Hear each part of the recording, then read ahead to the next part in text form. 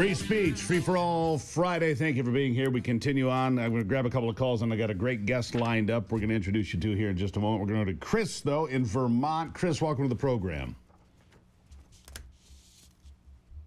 Calling on 2 points. What is Bernie Sanders going to get after deleting all of his emails and stuff now that Antifa has been categorized as a terrorist? Yeah. Do you think he's doing the same thing Hillary Clinton's doing? I would. I'd clean up my garbage. Number two? Yeah. Number two is Charlie Kirk.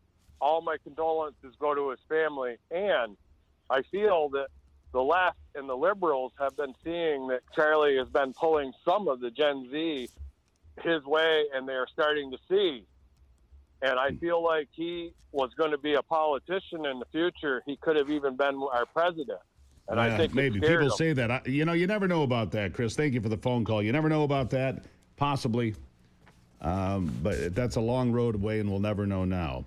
Sean and Jim, hang on, because I got to get to my next guest here. Kelly Siegel is joining me, the CEO of the National Technology Management, NTM, best-selling author of Harder Than Life and Happier Than Life. Great to have you here, Kelly. Welcome and good morning.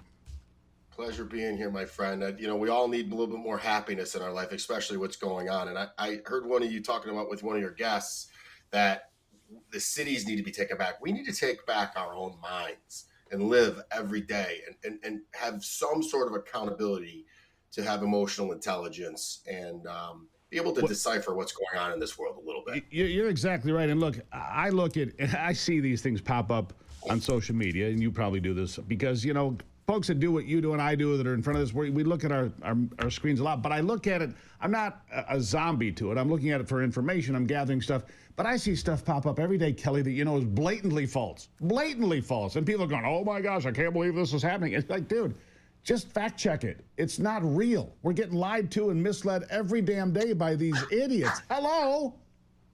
Oh, no. Social media is real. Don't you know that, Steve? Come on. Yeah. I saw it on TikTok. Come on. Yeah, it was on TikTok. It must be real. And the drools running down their faces, their stands. It's real. It says so right here.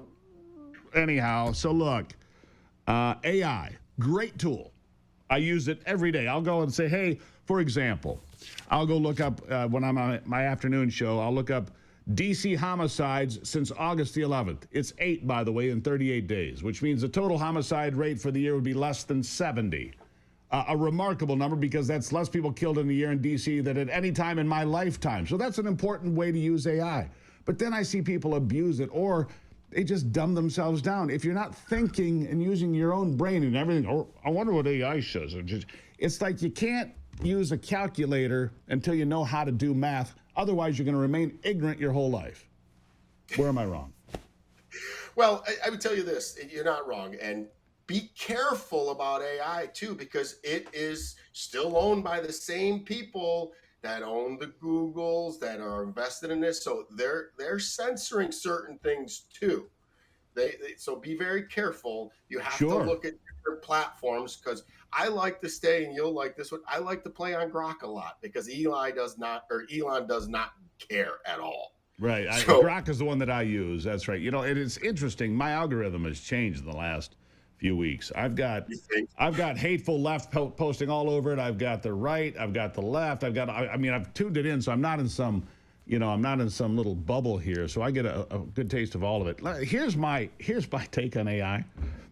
Here's my dream. Here's my Elon dream. Elon, if you're paying attention, I would like to have a 3D image of myself like Princess Leia from the first Star Wars. I want to be right out there when I'm doing my broadcast. I want to sit right on somebody's desk, and here I am telling you what's going on. How do you like that idea, Kelly?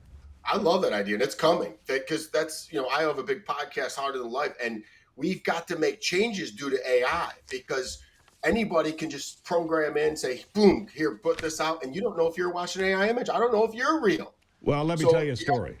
So my wife, Ivy, who you'll meet because I'm going to be on your program this coming week, she sent me, I was out of town here a few weeks back. I was in D.C. covering the White House, which I do sometimes. Anyhow, and she sends me a recording of a commercial. And she says, I want you to listen to this commercial. I'm like, well, that's me, but I don't ever remember recording that commercial. She goes, because you didn't. I'm like, what? She had sampled my voice, put it into AI, put in a script for one of our clients, and boom, it was me, Kelly. It was damned frightening is what it was. Yep. Well, it's, you put anything in someone's hands, you could use it for good or for evil. So I live in the glass is half full. I hope that people use this stuff to buy back their time and enhance them. So when we use it at our company, and what I'm training our customers to do is to do just that. We do consulting every single 5 times a year. I meet with a consultant where I'm all day with my entire leadership team. Well, I programmed AI to do it.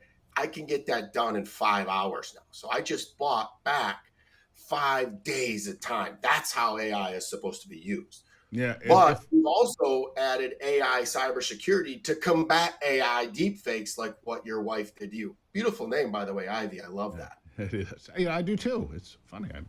And it's Ivy-E-Y. There's only one in the world. Anyhow, I fear if I'm an accountant right now, why would you need an accountant in a couple of years? AI would find every deduction, everything would go in the right place, everything would work. I mean, there's certain jobs that are going to go away, but every time there's been an advancement in human history, people say, oh, we're going to lose jobs, going to go.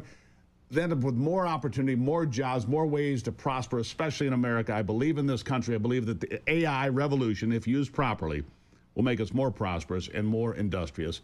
Give you the last word real quick. Steve, you're of my age. Remember back in the day, there were no webmasters. There were no Ubers. There were no. So I had a Microsoft exec on my podcast, and she said 92 million jobs will be gone by 2030.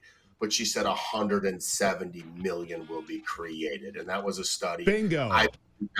Do not fear it. I'm a Microsoft executive, and I guess I apparently am on the right track. Kelly Siegel, we're going to talk to you next week. You come back anytime. I know it was a little short today because we're a little tight on time on Fridays, but really appreciate you being here. Love your show. Love you, man. Thanks for doing everything you do. Thank you, my friend. There it is. Kelly Siegel. Harder Than Life, Happier Than Life. That's the book. Look it up. I'll be right back.